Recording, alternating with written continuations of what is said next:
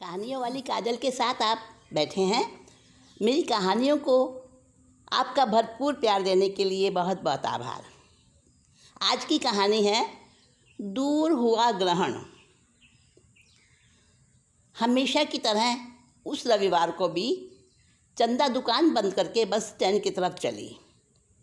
साड़ी के नीचे उसके पैर नहीं थे और राजी उसके पीछे लगी थी। जी हाँ, आज की कहानी में से ही ये मैंने आपको सुनाया। चलिए पूरी कहानी सुनते हैं। मंजुल मंदिर का नया चमचमाता साइन बोर्ड स्कूल के सामने वाली दुकान पर सुशोभित हो रहा था। नीली पृष्ठभूमि पर पीले और कत्थई रंग से लिखे इस नाम से कला और सुंदरता की किरणें मानो निकली पड़ रही थी। पिछले महीने ही इस दुकान की जगह पड़े खंडहर की सफाई हुई थी। एक ट्रक में क्रेन मशीन आई थी। स्कूल के बच्चों के लिए तो ये बिना पैसों वाला तमाशा था। और अपनी कक्षा में से भी उचक उचक कर बाहर देखते रहते। सड़क की तरफ खिड़की के पास बैठने में बच्चों की खूब होड़ा होड़ी रहती। बच्चों की उत्सुकता और कौतूहल उनकी चंचल आंखों से छलकता रहता था। क्रेन द्वारा सारे मलबे को उठाकर ट्रक में डाला और फिर ट्रक के पीछे बंधी ट्रॉली में डाला जाता और कार्य कराती हुई चंदा इधर से उधर घूमती हुई दिखाई देती। जब वो चलती थी तो उसकी बगल में पकड़ी बैसाखियाँ ठक ठक बजती थी। स्कूल के बालकों को तो चंदा बुआ की शक्ल से ही एलर्जी थी। वो तो उसको देखकर ही भाग छूटते डर के मारे। लोग कहते थे कि चंदा ने उस खंडहर जैसी जगह को खरीद लिया है। हाँ, पूरे 5 लाख रुपए दिए थे। आपस में तरह तरह की अटकलें लगाते लोग। उनकी बातचीत का विषय पिछले दिनों से बस यही बन चुका था। कुछ भी कहो यार, चंदा है तो बड़ी जीवट वाली और होशियार भी तो बहुत है। कैसी मौके की जगह ली है, बाजार के बीचों बीच और इंटर स्कूल के ठीक सामने। उन्हीं टिप्पणियों के बीच एक कड़ी और जुड़ती। सब कुछ तो है ठीक, मगर थोबड़ा देखा है उसका? या रात में अगर सामने पड़ जाए ना तो चीख मार कर भागोगे लाला। और उसके बाद सभी का एक सम्मिलित ठहाका जोर से गूंजता। चंदा बुआ इस शहर की तो नहीं है, फिर भी वो छोटे बड़े सभी की बुआ है, क्योंकि भाभी काकी आदि संबोधन उस पर उतने फिट नहीं बैठते जितना कि बुआ का संबोधन। जब से चंदा इस मोहल्ले में आई तभी से सभी लोगों के खाली समय को बिताने का एक मज़ेदार सहारा बन गई। उसका डरावना चेहरा और गरजदार आवाज़ अच्छे अच्छे रुस्तमों को दहला देने के लिए काफ़ी थी। और उसके साथ ही उसका रिजर्व नेचर, वो भी तो एक विशेष कारण था जिससे चंदा सभी के लिए जिज्ञासा और डर का पर्याय बन गई थी। 5 लाख में तो उसने ये जगह खरीदी और फिर सफाई कराई, दुकान बनवाई, रंग रोगन, फर्नीचर से सजाया दुकान को। उसमें भी तो 4 लाख 5 रुपये लग गए, 5 लाख रुपए लग गए होंगे शायद। यानी भाई आसामी मोटी है। उसके बारे में कई तरह के अनुमान लगाए जाते हैं, मगर सच्चाई कोई भी नहीं जानता था। और कोई जाने भी तो कैसे भला, क्योंकि चंदा का कोई भी राजदार, कोई भी हमजोली नहीं था। नपी तुली बातचीत करती सबसे और सामने वाले को मौका ही नहीं देती कि कोई उससे कुछ पूछे। ऐसा एकाकी जीवन क्यों जी रही थी भला? ये प्रश्न सभी की खोपड़ियों का खासा मंथन कराता, मगर प्रश्न का उत्तर किसी के पास भी नहीं था। चंदा ने अपने को बुआ कहलाना शुरू किया और ये भी उसके चिंतनशील दिमाग की उपज थी। हाँ, छोटों की बुआ और बड़ों की बहन, बड़ी उम्र वालियों की बेटी तो नवयौवनाओं की ननदबाई। कहीं से जरा सी भी घुसपैठ की संभावना नहीं।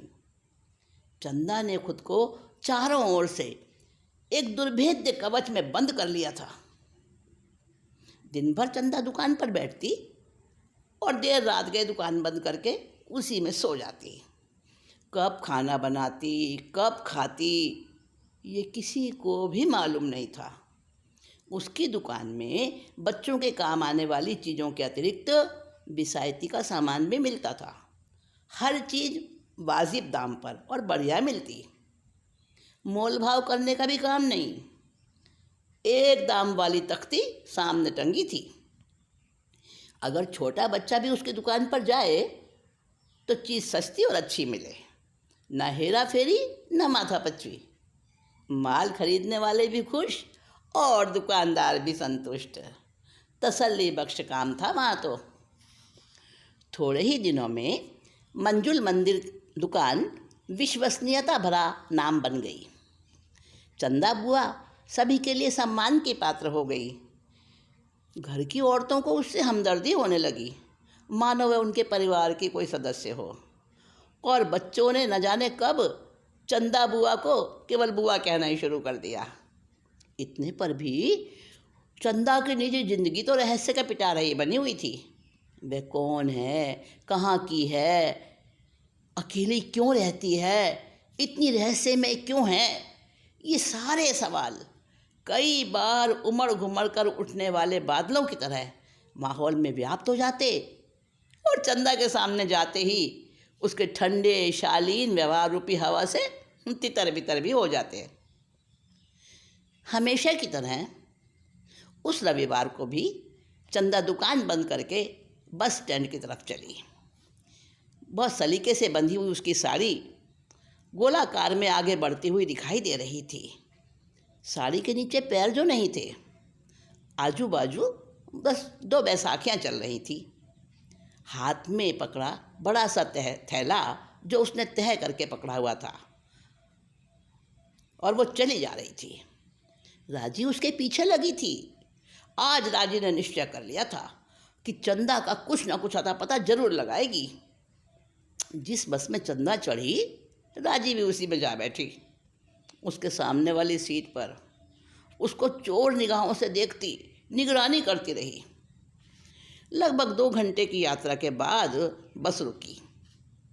सभी यात्रियों के पीछे चंदा उतरी और अंत में उसके पीछे राजी।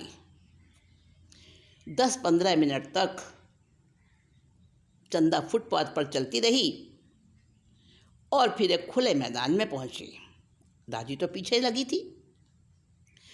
जहां चंदा पहुंचकर रुकी, वहां रॉयल सर्कस का बड़ा सा पोस्टर लगा था और बड़े बड़े तंबू भी तने हुए थे।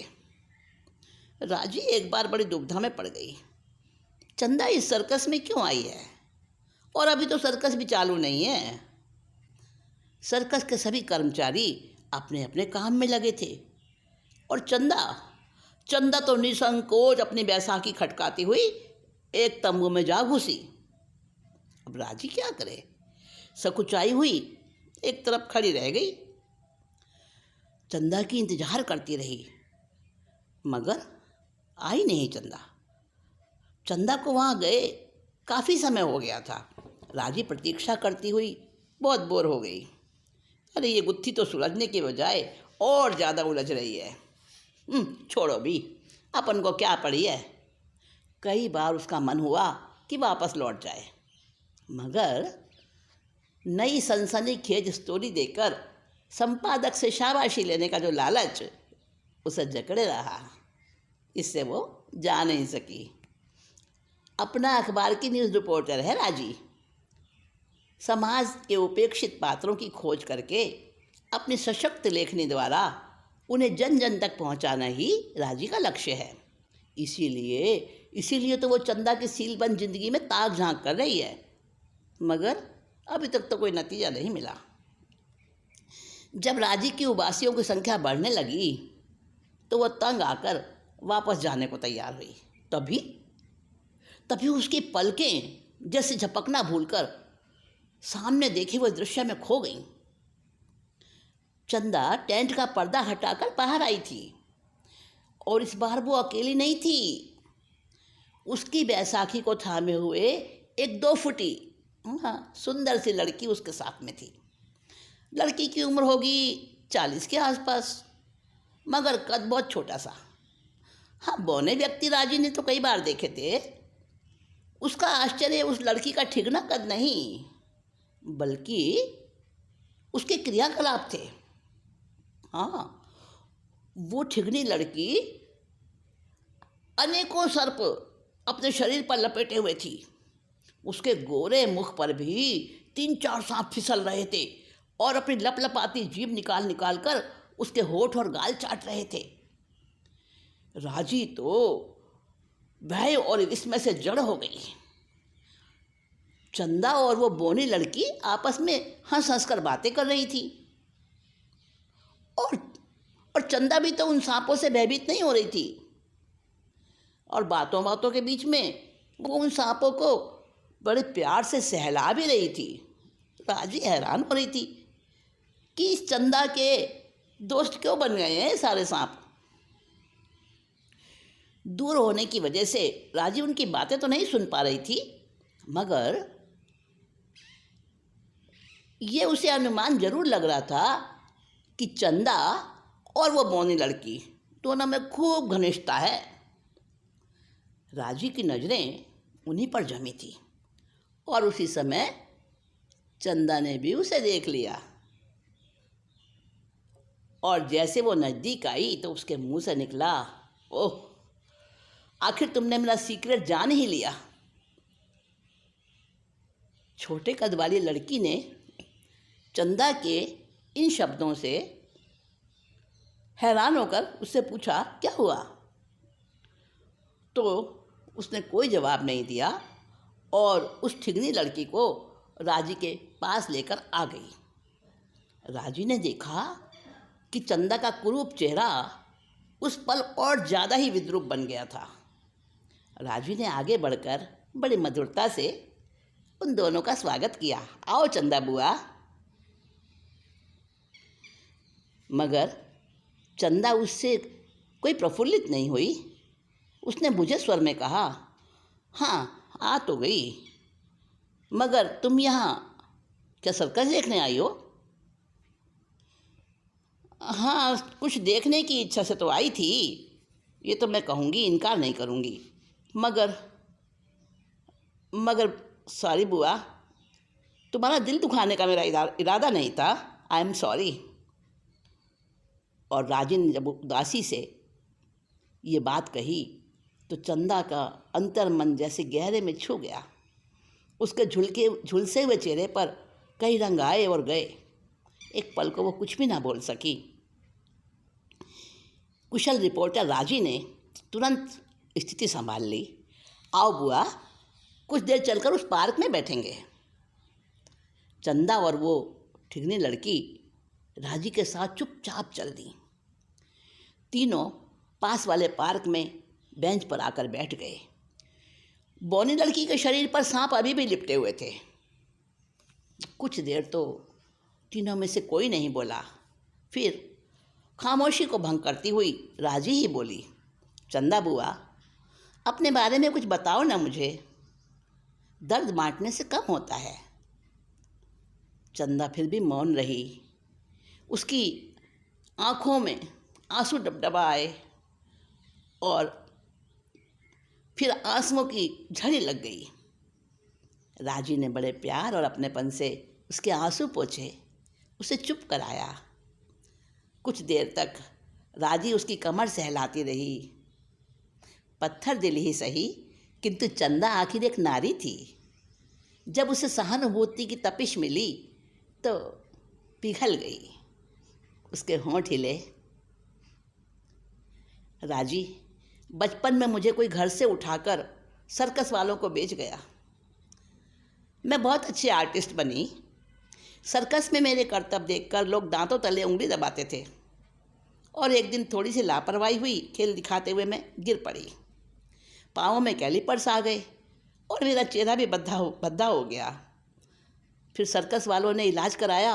इलाज कराने के बाद छुट्टी दे दी क्योंकि मैं उनके काम की नहीं थी, और हर जाने के रूप में 10 लाख रुपए भी दिए।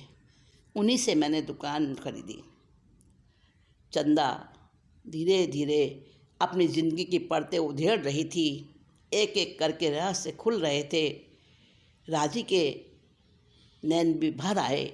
सजल नेत्रों से उसे निहार रही थी। चंदा आगे बताने लगी, सर्कस में हमेशा मेरे सुख दुख की साथी थी ये मंजू।